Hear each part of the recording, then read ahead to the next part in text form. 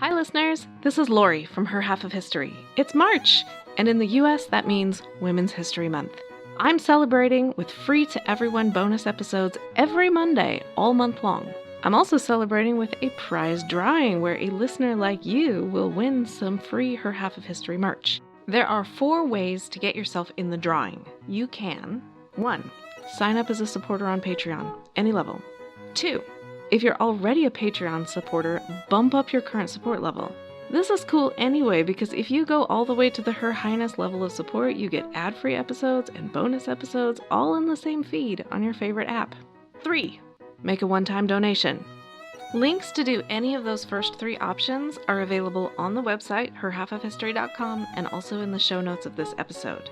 The 4th way to get in the drawing is give me a rating or review in your favorite podcast app.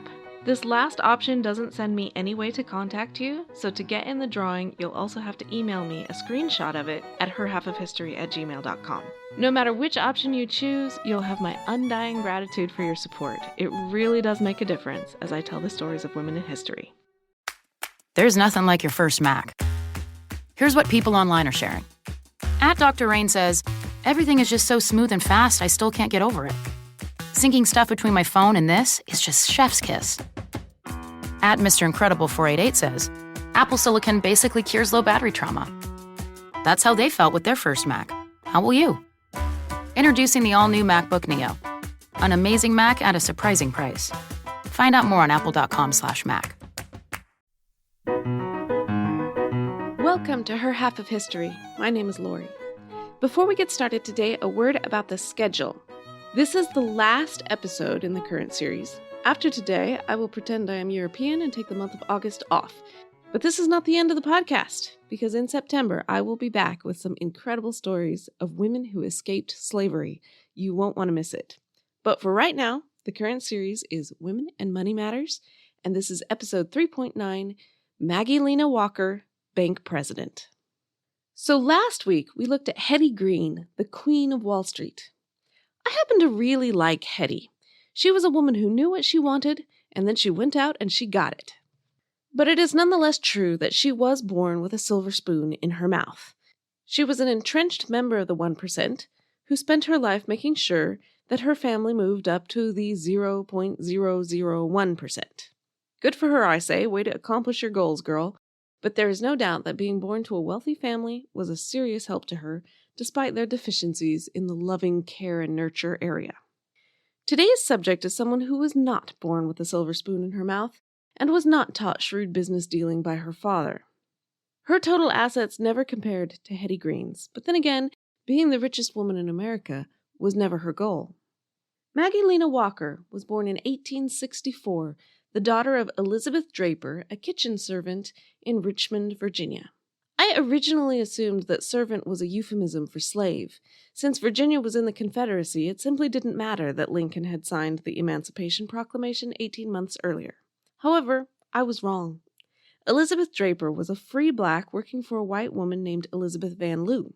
Van Lew was a wealthy social elite, but she was also an abolitionist, a Union sympathizer, and a spy. I'm telling you, this woman is cool. She passed information to Union prisoners using a custard dish with a secret compartment, wrote messages in invisible ink, and dug up hidden bodies to return them to their families. Seriously, I don't know why I haven't seen a highly fictionalized Hollywood account of her story yet, but she will definitely be getting an upcoming episode in my podcast. But not today. Today, the point is that she and her family had freed many, maybe all, of their slaves already, and Elizabeth Draper was working for them when she gave birth to a daughter. So, daughter of Elizabeth Draper. At least one website leaves it discreetly at that, as if she only had a mother and no one else was involved. But it will come as no surprise to you that in fact someone else was involved, and that someone else was Eccles Max Cuthbert, an Irish immigrant who had joined the Confederate Army and was or would soon become a newspaper correspondent. All this gets extremely confusing because some sources say that Walker wasn't born until 1867, by which point Draper had married a black man named William Mitchell. Little Maggie did indeed grow up with the surname of Mitchell, and at least one source suggests that she perpetuated this myth herself, partly to pretend she was born within wedlock, and partly to bolster her credentials as a black woman, emphasizing 2 black parents. But most of my sources agree that she was actually born in 1864 out of wedlock to a white father. And of course it was out of wedlock, because it would have been illegal for Draper and Cuthbert to marry, even assuming that they wanted to, and I have not found any indication that they did. Either way, it was William Mitchell who fulfilled the father role, but sadly he would not survive long. He was murdered in 1876, and Elizabeth Draper Mitchell supported Maggie and her other children by taking in laundry. This is a very, very long way from Hetty Green's upbringing. Maggie graduated from the School for Colored Children in 1883 and got a job teaching middle school. After 3 years, she married Armstead Walker and became Maggie Lena Walker, as she is known to us. Along the way, she had joined the Independent Order of St. Luke's, and now I'm going to pause her story a moment to give you a feel for the way life was for the working poor in the 19th century. There is no Social Security, no Medicaid, no Medicare, no public health option, no medical insurance, no disability insurance, no family and medical leave, no unemployment payment, no guaranteed basic income, no food stamps, and no pensions. Emergency rooms barely exist, and they certainly do not have to treat you if you cannot pay. Employers and shopkeepers and bankers are allowed to discriminate on pretty much whatever basis they want. I could go on, but the point is that you are always one stroke of bad luck away from total disaster. One single accident could tip you from comfortable to indigent. You might get help from extended family, a church, a charity, or a poorhouse, but the fact remained that it was a difficult world, and getting back on your feet might well prove to be impossible. At the time, it was not necessarily considered the government's job to fix this, but it was recognized as a problem. Unions were picking themselves up and testing their power, but other organizations were not so much focused on a particular employer as they were on banding together to help each other through hard times. So when you joined, you'd pay in a certain monthly amount, and that money would be used to help those members who were currently struggling. Remember, we're talking about the working poor here, so that monthly payment was probably a serious sacrifice. But you do it because you could see all around you just how quickly you might slip from one who could work to one who could not. So it is much like modern insurance, except that the organization was also intended to be a community. These people would know each other, meet together, and support each other personally. It's not just a financial transaction. The exact details depended on the organization, of course. St. Luke's was focused on providing health care and burial for African Americans, many of whom had only recently stopped being slaves. Originally, it was limited to women, but had expanded to men by the 1880s. Once in, Walker rose quickly through the ranks: delegate, national deputy, committee member, grand secretary, and right-worthy grand chief, which is a title I kind of like. St. Luke's was not doing so well by this point. They were 30 years old, but practically at death's door. In 1899, they had 57 councils, but only $31.61 in the treasury. The bills amounted to $400. This was unacceptable, and with Walker at the helm, a year later they had twice as many members, and the treasury was sitting pretty at $1,288.98 with no outstanding bills. Quite a turnaround. The amount may have been all in a half hour's work to Hetty Green, but then again, she never started so low. And all her efforts were aimed at enriching her own pockets, not a mutual benefit society. I'm Ken Harbaugh, host of Burn the Boats from Evergreen Podcasts. I interview political leaders and influencers, folks like award-winning journalist Soledad O'Brien and conservative columnist Bill Kristol, about the choices they confront when failure is not an option. I won't agree with everyone I talk to, but I respect anyone who believes in something enough to risk everything for it, because history belongs to those willing to burn the boats. Episodes are out every other week wherever you get your podcasts. Walker had no shortage of ambitious plans for St. Luke's. In 1901, she laid out the goals: a bank, a store, a newspaper, and a factory. The bank was extremely important. She had realized that banks do not simply store wealth, they create it. Loans help a community grow and improve, but many white bankers did not believe that black borrowers would repay their loans, so they either would not lend, or they lent with very high interest rates. Some banks wouldn't even accept a deposit. It's sort of boggling to wonder what would motivate a business to turn down money being handed to them, but the rationale was that seeing black people at the bank would make white people not want to be there, and it was no secret which race would be handing over more money. And the truly sad part of all of this is that those white bank owners were probably correct. There almost certainly were some white account holders who would not patronize the bank if they saw black customers there. The result was that the African American community often could not earn interest. They could not get loans to begin businesses that would bring money into their communities. They could not borrow to tide them over during lean times. To the extent that they were able to persuade whites to give them loans, they paid high interest rates. The Negro, Walker declared, carries to their white people's bank every dollar he can get his hands upon, and then goes back the next day, borrows, and then pays the white man to lend him his own money. What they needed, Walker thought, was their own bank. First, we need a savings bank, she said. Let us put our monies together. Let us use our monies. Let us put our money out at usury among ourselves and reap the benefit ourselves. Let us have a bank that will take the nickels and turn them into dollars. It took 2 years to bring that bank from idea to opening day. In 1903, the charter was approved by the government, and Walker became the first African-American woman to be bank president. She was pretty close to being the first American woman of any color to be bank president, this being a very, very male-dominated profession. But she is beaten out in that race by a handful of white women, such as Louise M. Weiser, whose husband was a president of a bank in Iowa until his death in 1875. She took over for him afterwards. The widow Deborah Powers of Troy, New York, started a bank while simultaneously running her husband's successful oilcloth manufacturing business. Her bank was called D. Powers & Sons, which most people would assume was a father and son's outfit, but was not. D was her initial. Evelyn Tome inherited the position of bank president in Maryland in 1898. She was also elected president of another bank and held both positions concurrently. There are a few others like these women, but what makes Maggie Lena Walker stand out is that she was no heiress. She wasn't a wealthy widow, she didn't have a degree in business, and she wasn't in it because she wanted to make a profit. She was in it because she saw a need for banking in her community and wanted to do something about it.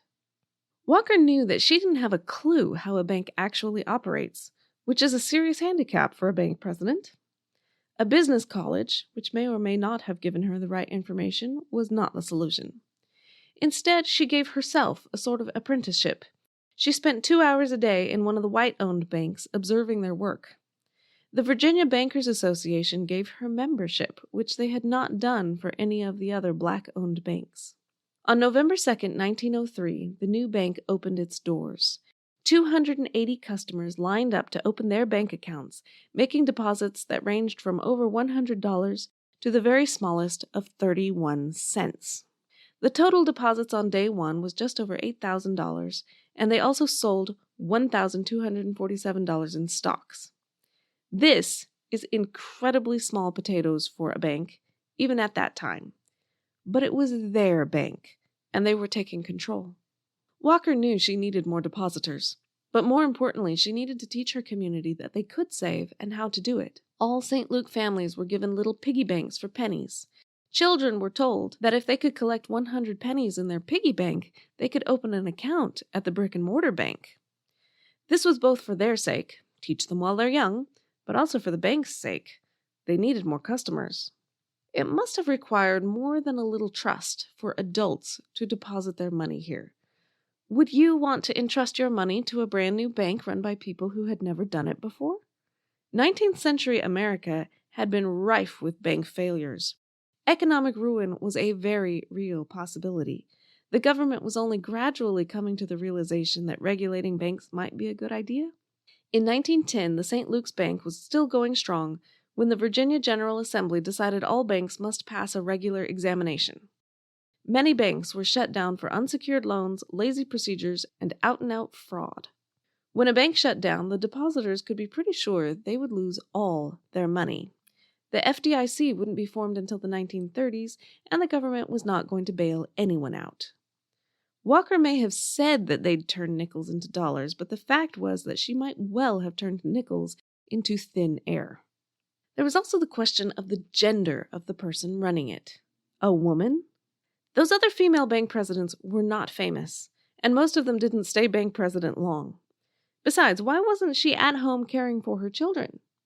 Walker was practical about these complaints, rather than modern feminist.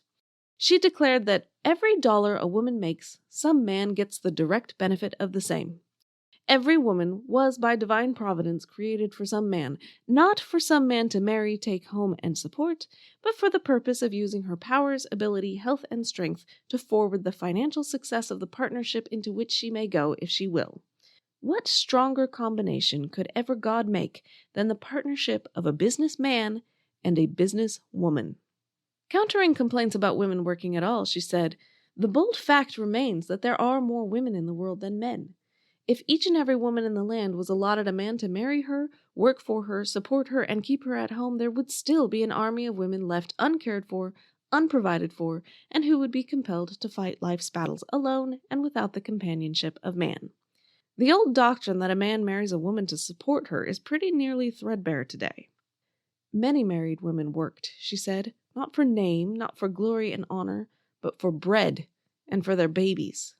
These women, whether married or single, were a huge part of the target audience for the penny bank, which was named to emphasize small donors.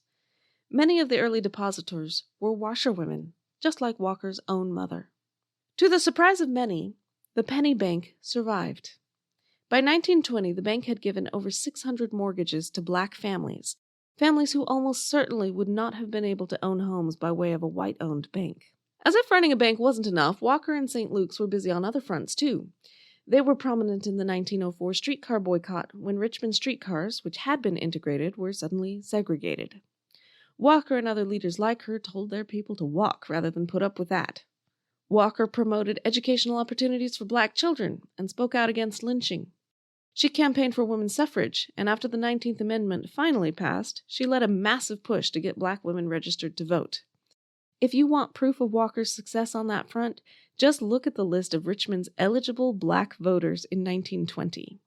A full 80% of them were women. During the 1918 flu pandemic, she volunteered with the Red Cross and convinced the governor to convert a school into an overflow hospital with black doctors and black nurses.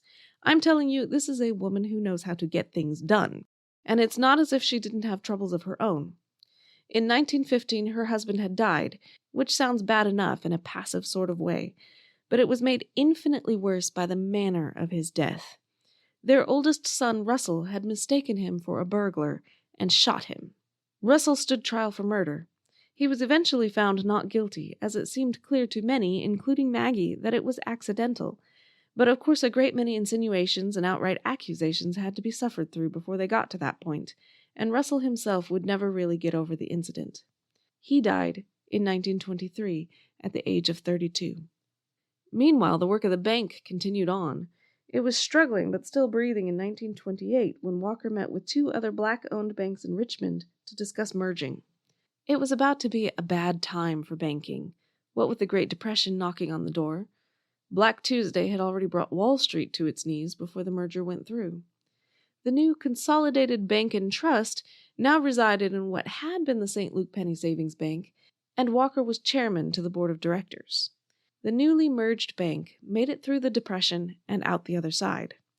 It continued to exist until 2005, when it was bought out. But until then, Maggie Lena Walker's bank was the oldest continuously black-owned bank in the country.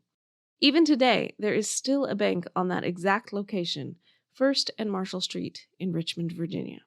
Maggie Lena Walker died in 1934 after spending 6 years in a wheelchair, which did not prevent her from running her bank. She is memorialized in the Maggie L. Walker National Historic Site, which exists in the home that she lived in for 30 years, including almost all of her time as bank president. Last I checked, their website says that they have not yet resumed tours after COVID, but there is a virtual tour, which is better for those of us who don't live nearby anyway. I'll post a link on the website. My favorite sentence in it is the one that shows the laundry room, where a woman named Polly Payne would have labored for the family. The virtual tour says, remembering her mother's struggles as a washerwoman, Walker insisted on comfortable and modern conveniences for Polly, including indoor plumbing, fans, and an electric press. I knew I liked this woman. I also liked that the electric press is no longer the cutting edge of laundry technology, but it was at the time. The National Park Service has a great website about Maggie Lena Walker, which was one of my many sources for this week. I'll post a link on the website, herhalfofhistory.com. I'd like to recommend a biography, but there's room for work there, so let me know when you write one. Thank you for listening and following me on Facebook or Twitter.